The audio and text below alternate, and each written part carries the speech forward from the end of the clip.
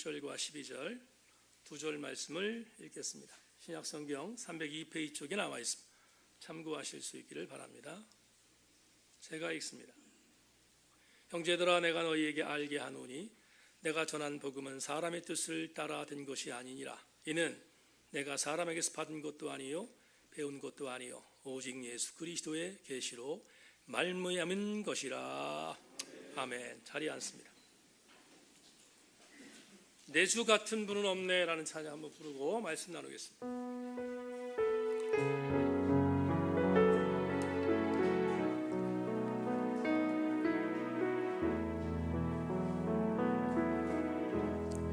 내 주 같은 분 없네.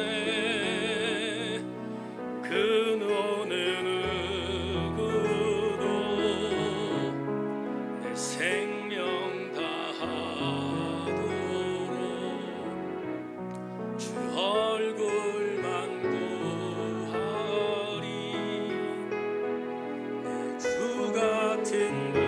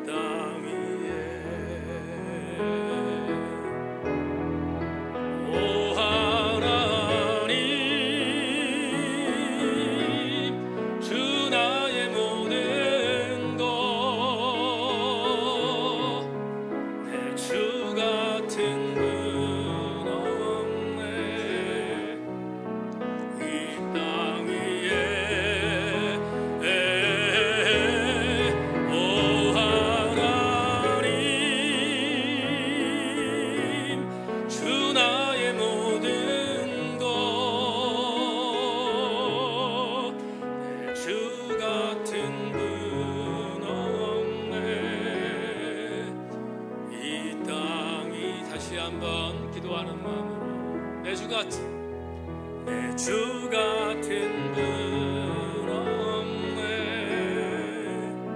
그 어느 누구도 생명 다하도록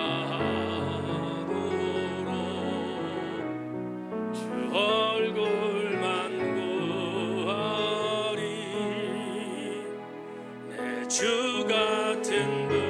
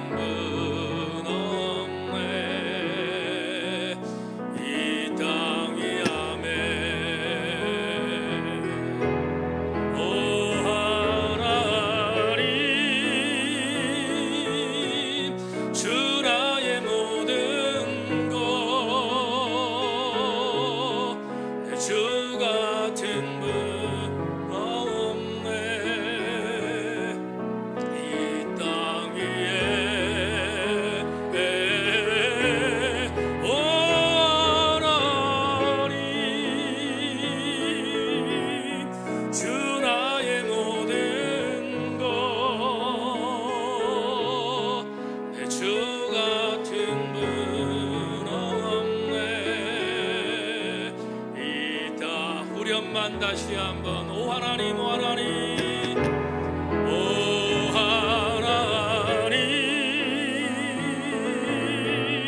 주 나의 모든 것. 내 주 같은 분 없네. 이 땅 위에 오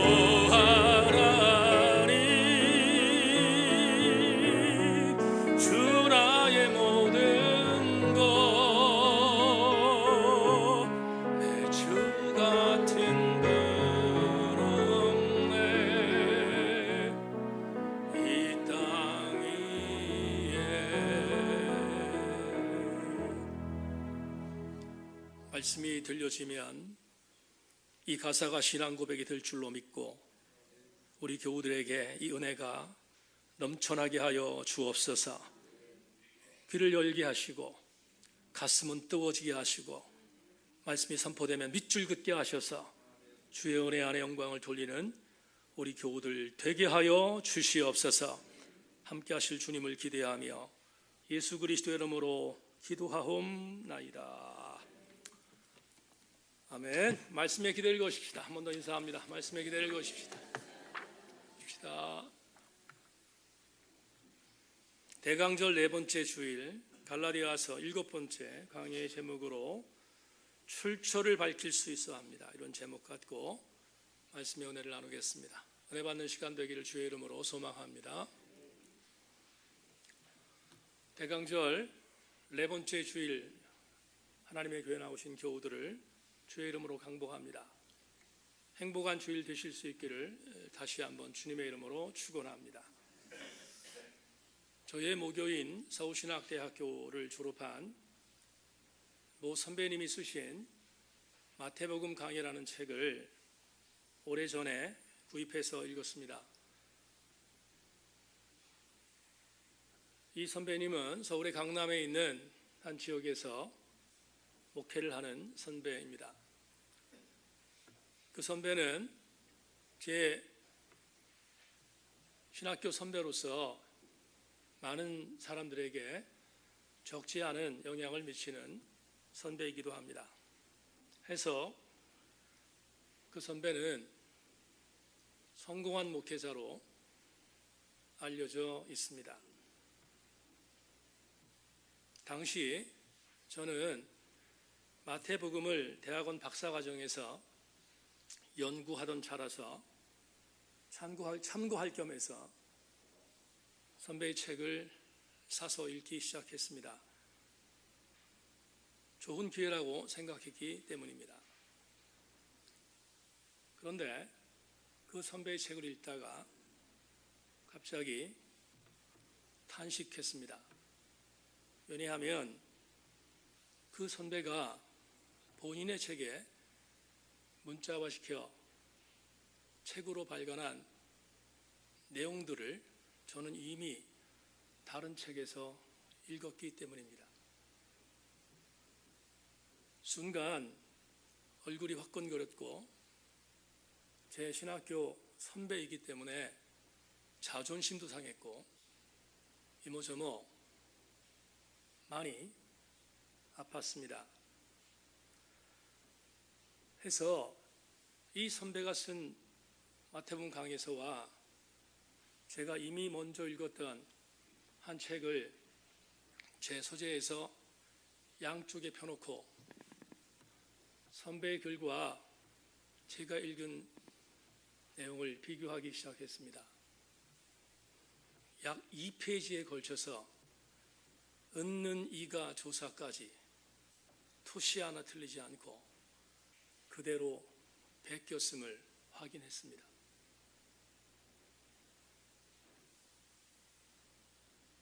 설교가 자기의 글로 선포될 때도 물론이지만 이미 활자돼 책으로 출간되면 그건 공인들이 보는 공적인 도서입니다. 그런데 원 저자가 있음에도 불구하고 저자에게 허락받지 않은 글을 자기 것으로 베껴 자기의 이름으로 출간했다면 심각한 도적질입니다. 남의 물건을 빼앗는 것만 도적질이 아니라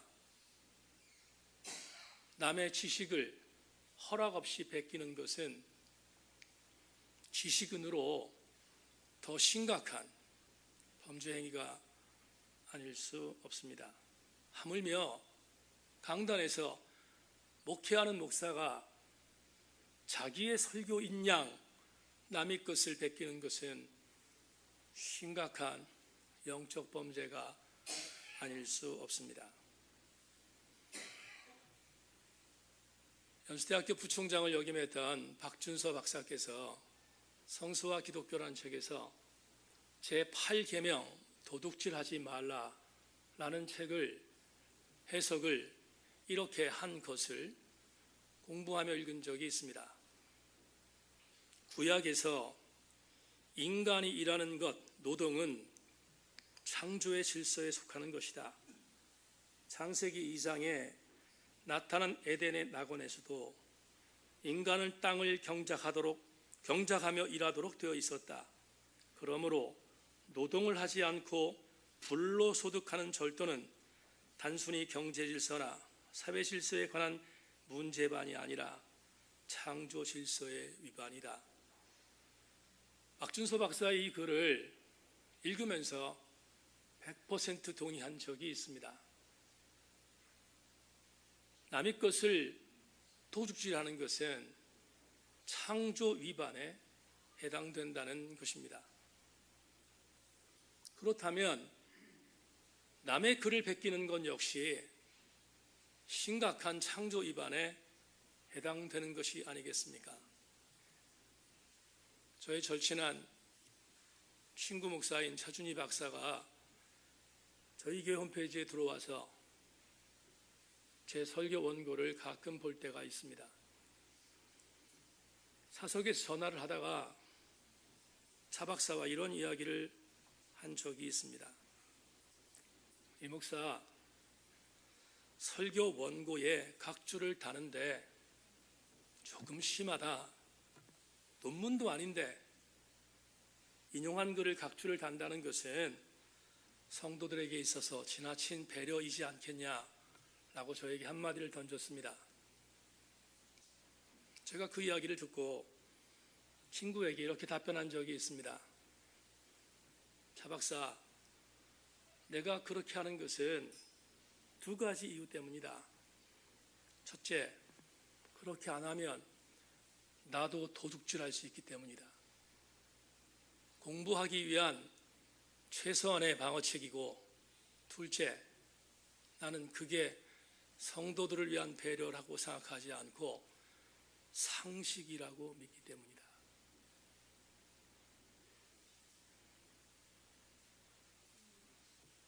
학자가 학위 논문을 따기 위해서 피땀 흘려 노력한 노력의 대가를 여러분들이 가늠하실 수 있겠습니까?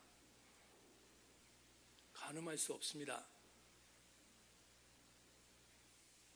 한 목사가 영적인 피와 땀을 흘리면서 설교의 한 내용을 창조해내기 위해서 얼마나 눈물을 흘리는지 아십니까? 돈으로 환산할 수 있는 것인가? 환산할 수 없습니다. 지적재산권은 절대로 돈으로 환산할 수 없는 소중한 것입니다. 그런데 이렇게 물질의 가치를 뛰어넘는 이러한 지적재산권을 저자의 허락 없이 자기 것으로 갈아챈다면 그건 상식 이하의 질 나쁜 행위가 아닐 수 없는 것입니다. 그러므로 어떤 것을 인용할 때는 반드시 원저자의 내용과 이름을 밝혀야 합니다. 오늘 설교의 제목처럼 출처를 밝혀야 하는 것입니다. 저는 제가 출간한 책에 시나 노랫말을 인용하기 위해서 저작권 협의회에 돈을 내고 제 책에 인용한 것은 너무나 상식적인 일이 아닐 수 없는 것입니다. 출처를 밝히는 것은 정직한 것이고, 출처를 밝힌다는 것은 우리 지성인들이 해야 할 대단히 중요한 양심이 아닐 수 없습니다. 하물며 영적인 세계야 두말할 필요가 있겠습니까? 저는 오늘 특별히 영적인 세계에서 영적인 권위를 인정한 한 사람이 자기의 영적 권위가 어디서부터 온 것인가를 출처를 밝히는 한 기사를 여러분과 함께 나누기를 원합니다. 오늘 본문을 다시 한번 읽겠습니다. 형제들아, 내가 너희에게 알게 하노니 내가 전한 복음은 사람의 뜻을 따라든 것이 아니니라. 이는 내가 사람에게서 받은 것도 아니요 배운 것도 아니요 오직 예수 그리스도의 계시로 말미암은 것이라. 다 같이 아멘. 오늘 본문에서 바울이 자기가 구원받게 됐고 자기가 갈라디아 교회 성도들에게 전했던 복음, 그 복음의 출처를 밝히고 있습니다. 바울이 본인이 받은 복음을 전했다고 말하는데 본인이 받은 이 복음 그리고 전한 복음의 출처가 과연 어디 있을까? 바울은 이미 갈라디아 교회 성도들에게 들어와서 거짓 복음을 증거했던 거짓 교사들과 정반대 급부에 있는 복음을 전했음을 우린 지난 강해 설교를 통해서 살폈습니다. 오늘 본문에서 사도 바울이 이렇게 말합니다. 갈라디아 교회 형제들아, 내가 너희에게 전한 복음을 알고 있는가를 먼저 묻습니다. 내가 전한 복음, 어떤 복음이겠습니까? 이미 살핀 것처럼 갈라디아 교회 성도들을 무너뜨렸던 유대율법적 거짓 교사들이 전했던 복음과는 전혀 다른 진짜 복음이었습니다. 갈라디아서에 기록되어 있는 언어 그대로 변질된 다른 복음이 아니라 사도 바울은 내가 구원받게 된 복음, 그 복음을 나는 어떻게 받았는가를 오늘 본문에서 우리에게 밝히고 있다는 것입니다. 다른 말로 표현하면 오늘 설교의 제목처럼 출처를 밝히고 있는 것입니다. 그렇다면 바울이 말하고 있는 내가 전한 복음이라는 것은 과연 무엇일까? 살펴야 되겠습니다. 우리는 갈라디아서 2장에서 이 대목을 더 자세히 연구하겠지만 오늘 미리 사도 바울이 전했던 복음이 과연 무슨 복음이었는지를 한번 미리 맛보도록 하겠습니다. 갈라디아서 2장 16절을 소개합니다.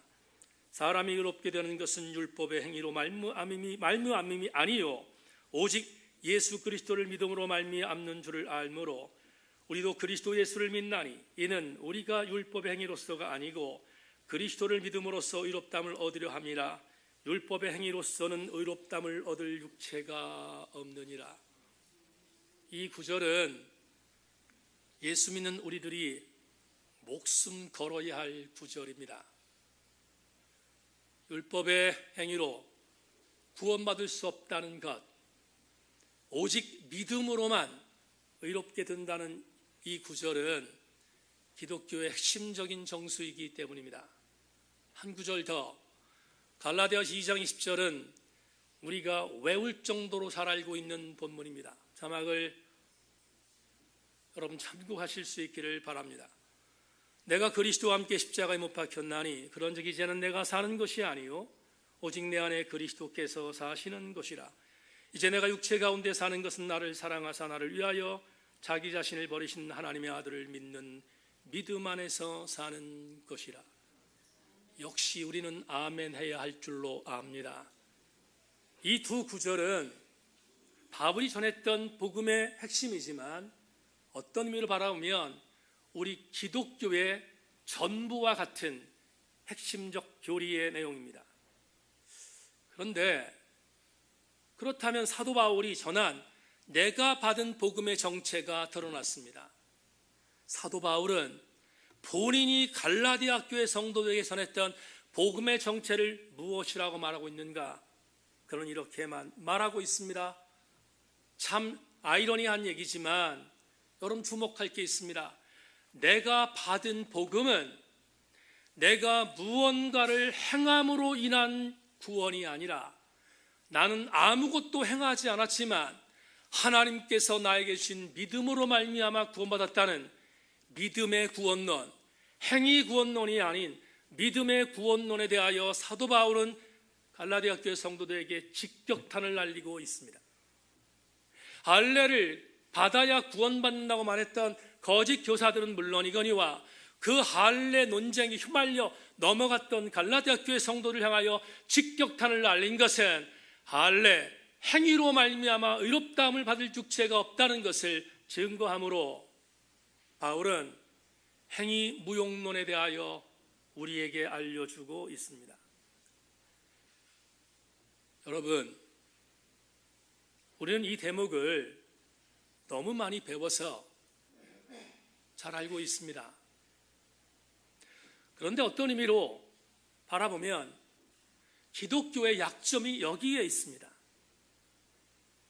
현대 지성인들은 이렇게 기독교를 공격합니다. 내가 아무것도 행한 것이 없는데 내가 믿는 믿음의 대상이 나를 구원했다는 그걸 믿으라는 것이냐고 되묻고 있습니다.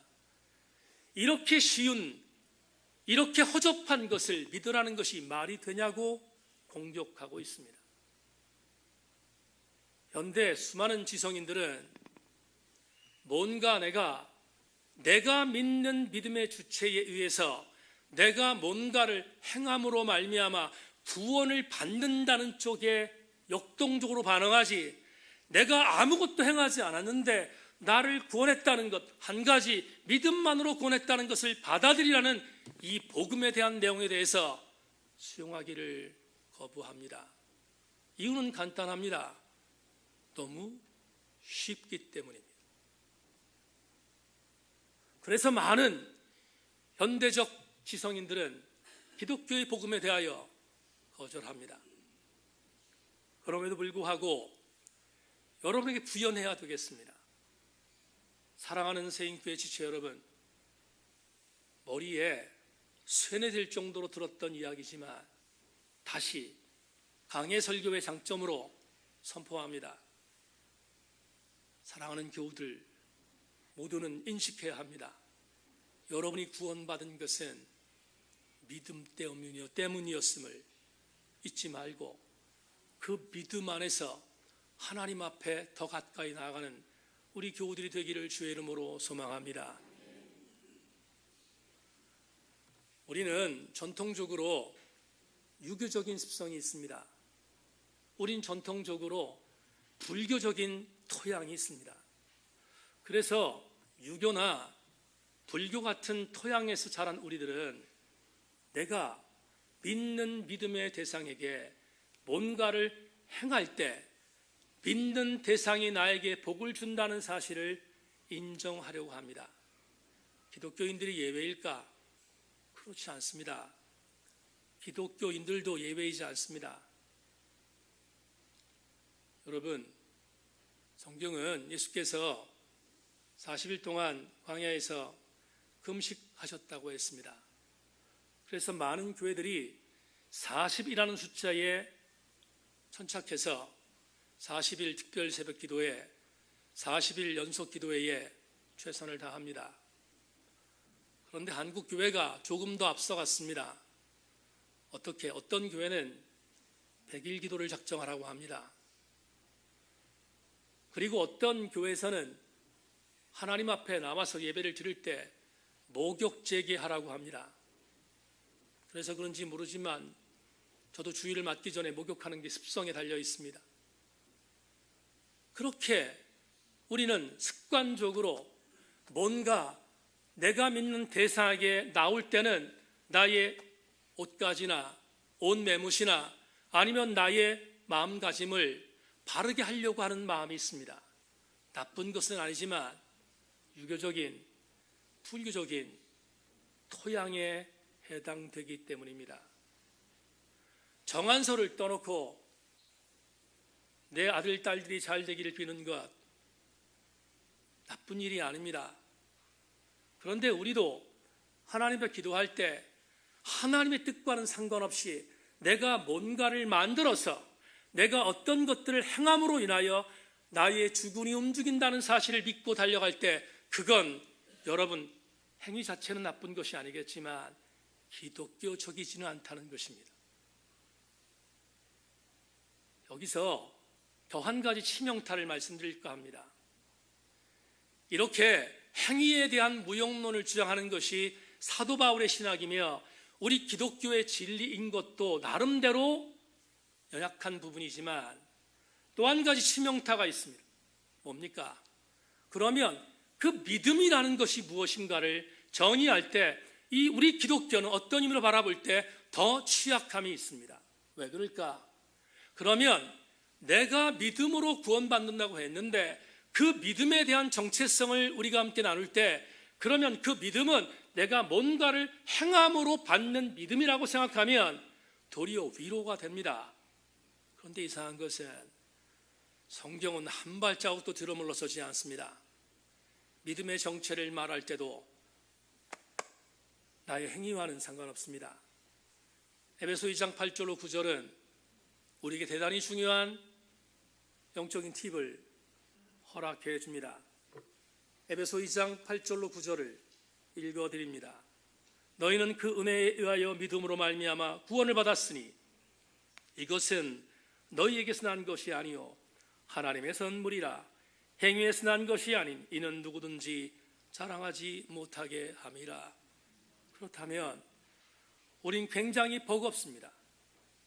우리는 우리 기독교의 진리를 방어함에 있어서 굉장히 버거울 수밖에 없습니다. 여러분, 내가 행위를 통하여 구원받지 않는다고 못 받고 있습니다. 믿음으로 말미암아 구원받는다고 못 받고 있습니다. 그런데 그 믿음조차도 내가 무엇인가를 행함으로 주어지는 믿음이 아니라 그 믿음의 주체도 하나님의 선물이라고 말합니다. 그렇다면 이런 결론에 도달합니다. 내가 믿음을 갖는 데 있어서 내가 행한 것은 아무것도 없습니다. 이렇게 말도 안 되는 것처럼 허접한 우리 기독교의 교리를 지성인들에게 믿으라고 하니까 그들이 받아들이지 않는 것입니다. 그러나 아무리 그래도 우리 교우들에게 저는 오늘 성경에 있는 것 말고 다른 것을 소개할 수 없습니다. 2부 예배 나오신 교우 여러분, 여러분들이 구원 받을 수 있었던 것은 여러분이 구원 받을 만한 어떤 행위가 있어서가 아니라 여러분들을 택하셔서 여러분들에게 믿음도 주시고 주신 그 믿음을 갖고 주님 앞에 나아갈 수 있도록 만드신 은혜가 있었기에 여러분이 구원받을 수 있었음을 아멘할 수 있기를 소망합니다. 그렇다면 우리는 오늘 이 본문에 대한 해석을 나누면서 대단히 중요한 은혜를 받게 됩니다. 어떤 은혜입니까? 세상 사람들은 이렇게 허접한 교리를 믿으라고 하는 것에 대하여 반기를 들지만 우리는 항상 거꾸로 생각합니다. 오늘 사도 바울이 내가 전한 복음에 대한 것을 이렇게 출처를 밝히고 있습니다. 출처를 주목하십시다. 사도 바울이 내가 전한 복음, 내가 받은 복음, 그래서 나를 구원시킨 복음, 그 복음에 대한 출처를 오늘 본문에서 다시 한번 12절에 이렇게 강조하고 있습니다.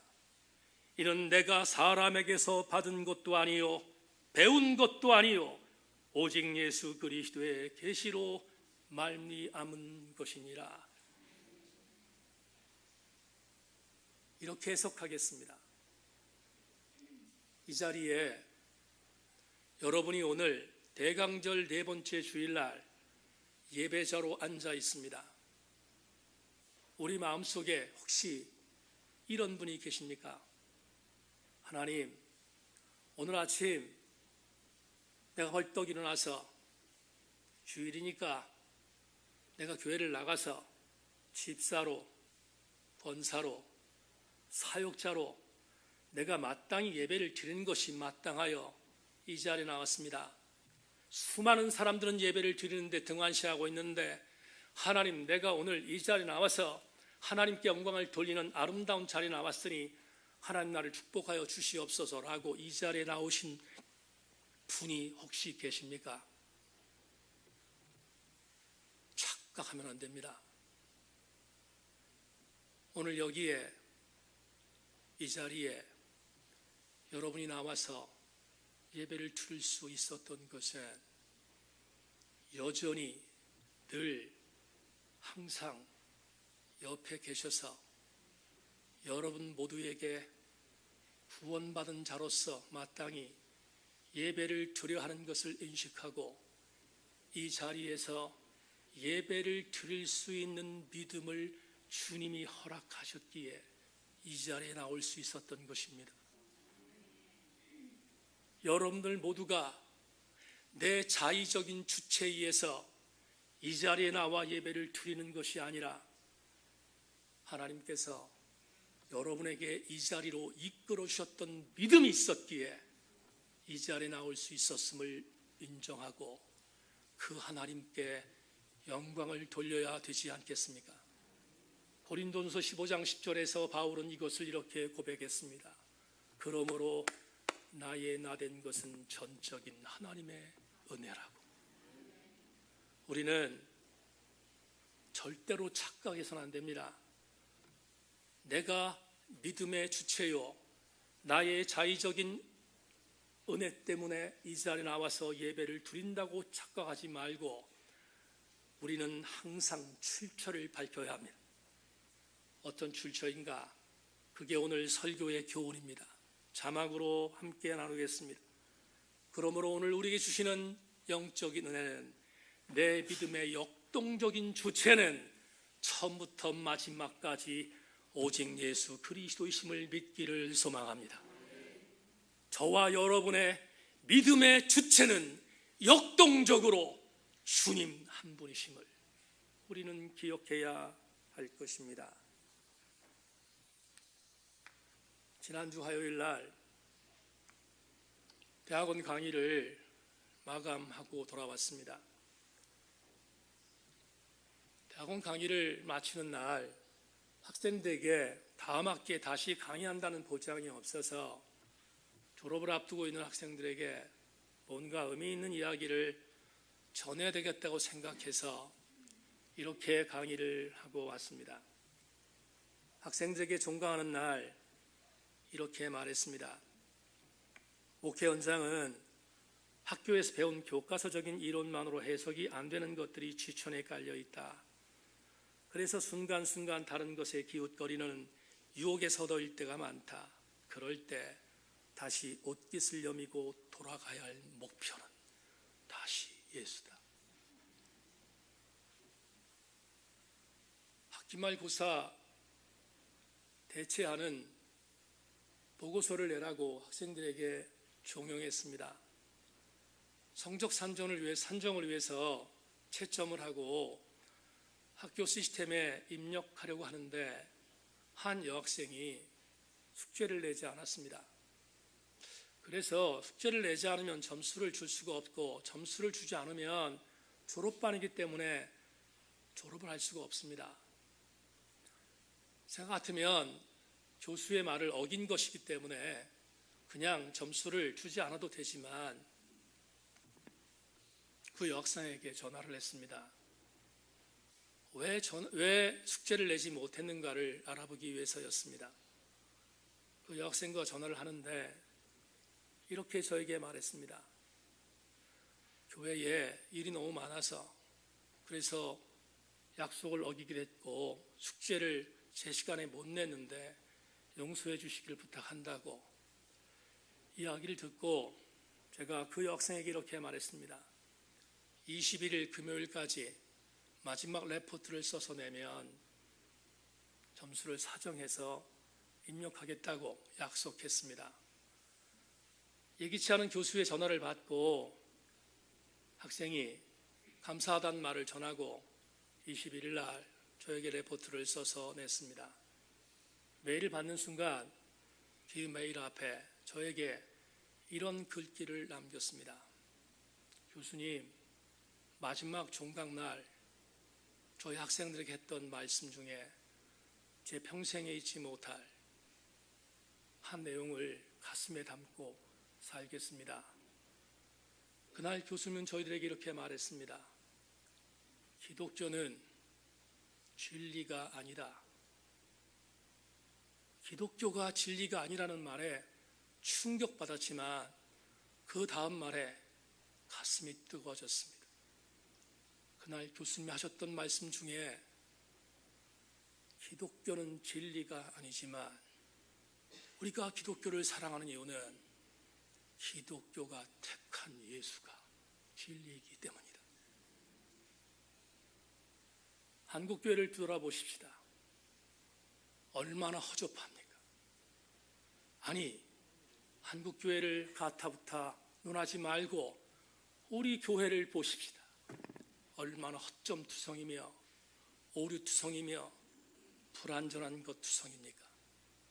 그런데 아무리 그래도 우리가 제천세인교회를 사랑하는 이유는 제천세인교회가 완벽하기 때문이 아니라 제천세인교회 강단과 제천세인교회 목사와 제천세인교회 성도들이 절대로 양보하지 않을 예수가 진리인 것을 믿기 때문이 아닙니까?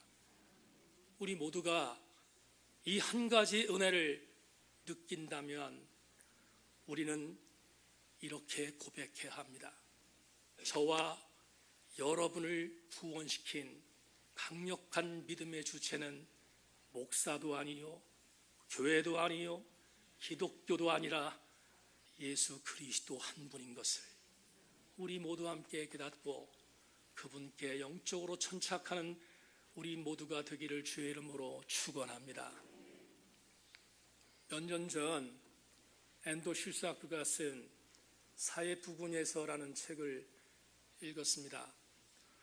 여러분들은 침묵으로, 우리가 다 읽었던 침묵으로 유명한 작가 앤도 슈사크가 사회부군에서라는 책에서 굉장히 강력한 영적인 감흥을 주었습니다.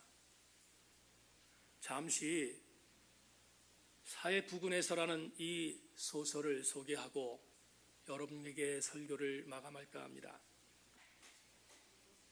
사회부군에서라는 소설의 주인공은 1인칭 객관적인 시점에서 소설을 썼기에 나가 주인공입니다.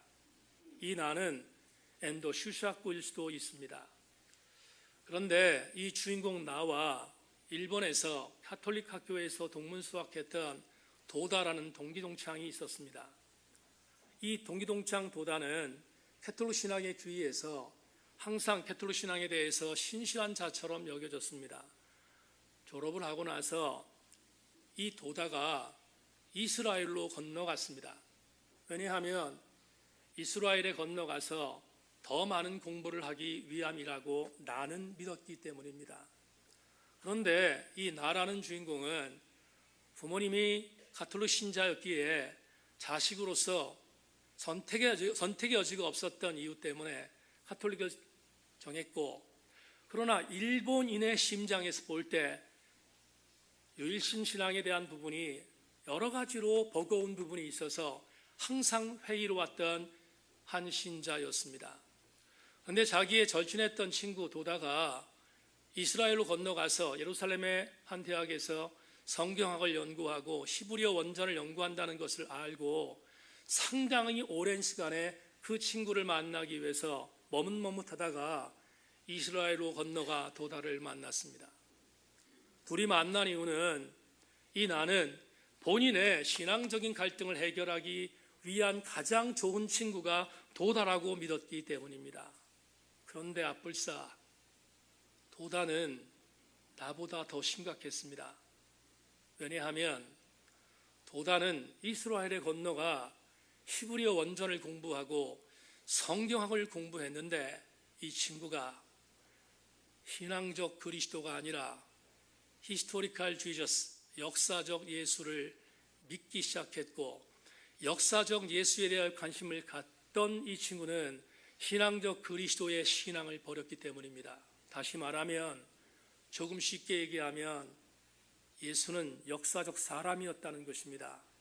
그는 신의 아들이 아니라 역사적 사람이었고, 갈릴리 근처에 있었던 민중들과 함께 있었던, 민중과 함께 했던 함께한 사람으로 그려졌던 것이 히스토리컬 지저스의 정체입니다.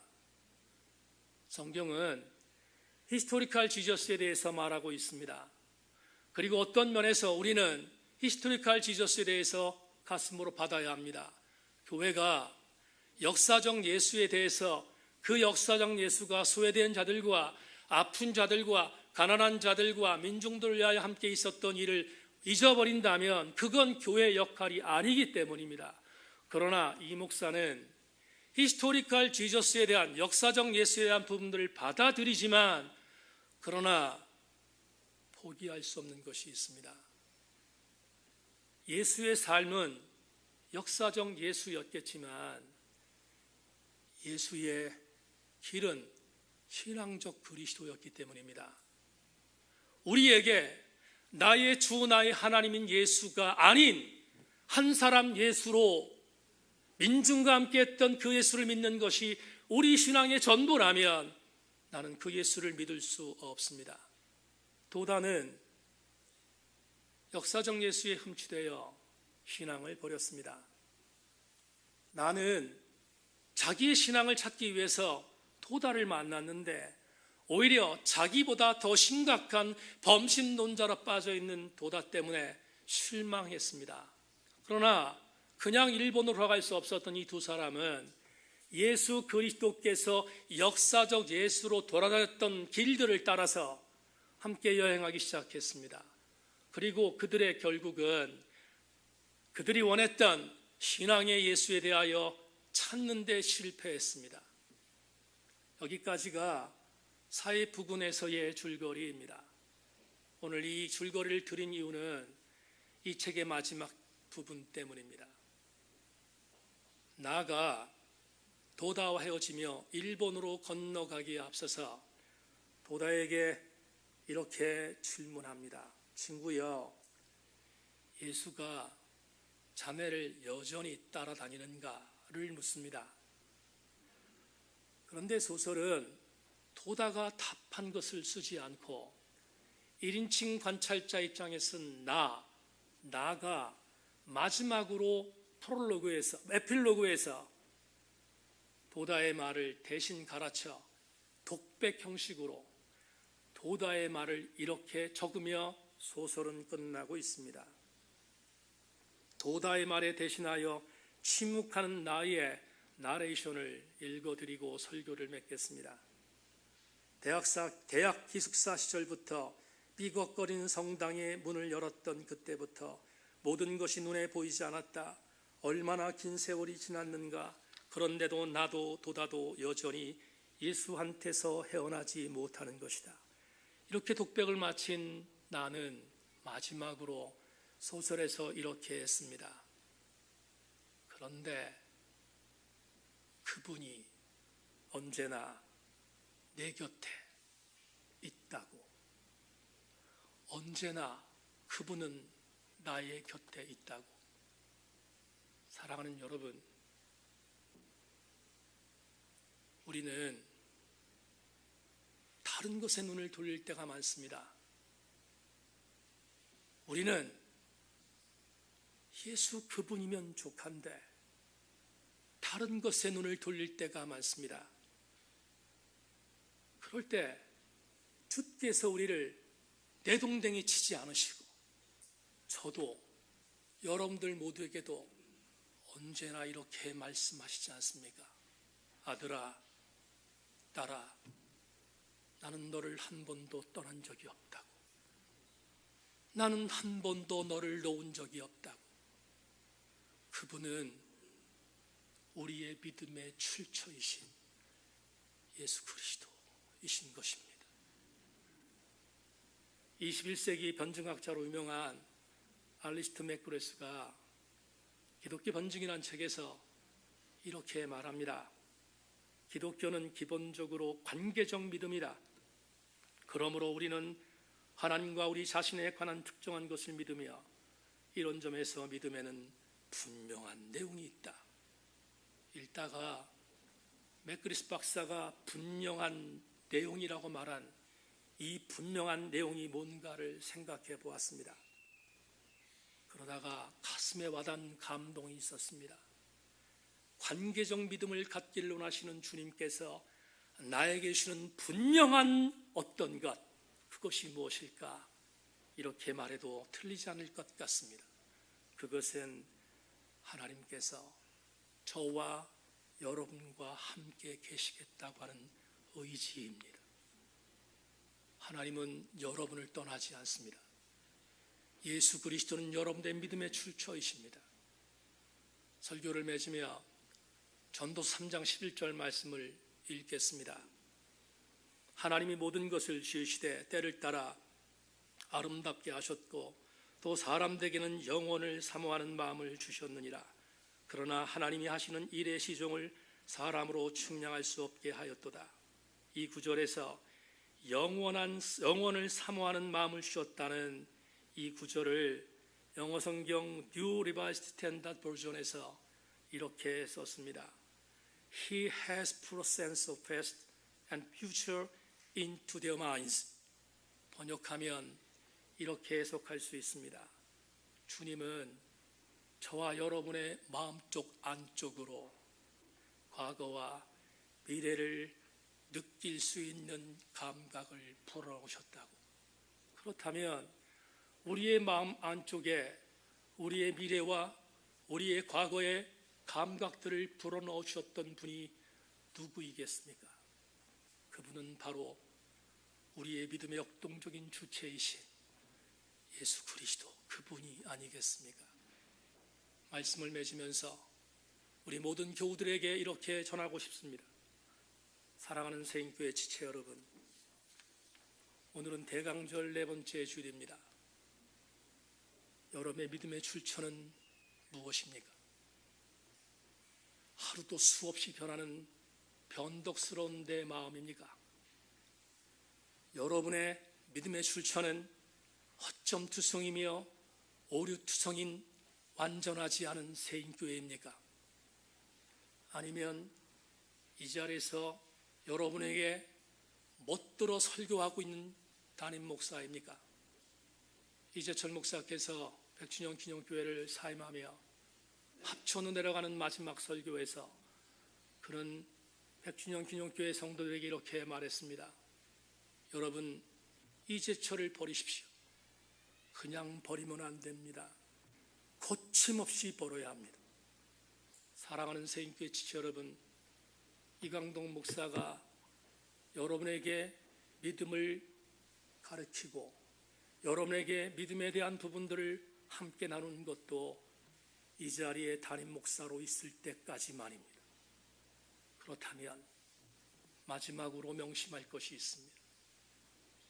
여러분이 진짜로 끝까지 붙들어야 할 것은 여러분의 믿음을 허락하셨고 여러분에게 구원의 은총의 반열로 인도하셨으며 마지막 날 여러분들을 하나님의 나라로 인도하실 오직 예수 그리스도만이 우리의 믿음의 출처인 것을 명심하고 우리 함께 그분을 우리의 믿음의 주분으로 가슴에 담고 그분만 목적하는 저와 여러분 모두가 되기를 주님의 이름으로 축원합니다.